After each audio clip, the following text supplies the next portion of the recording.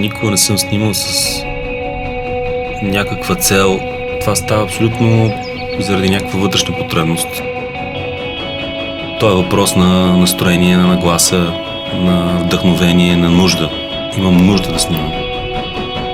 Чувствам, че всяка една снимка е като някакъв нещо мое, като някакъв мой личен момент, който става само за мен.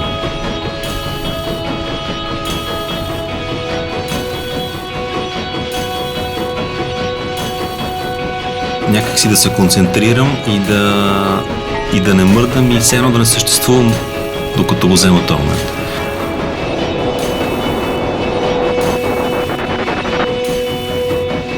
Понякога се хващам, че дълго не дишам, когато чакам да натисна спусъка и след като го натисна, моментално дълбоко си поемам глътка въздух, сякаш изплувам.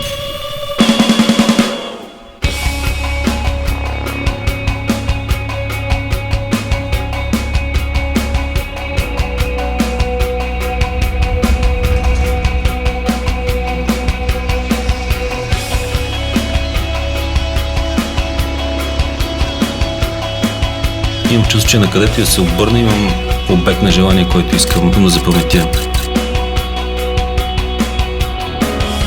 И така съм свикнал, че да виждам нещата в картини около себе си, да наблюдавам живота, да наблюдавам хората.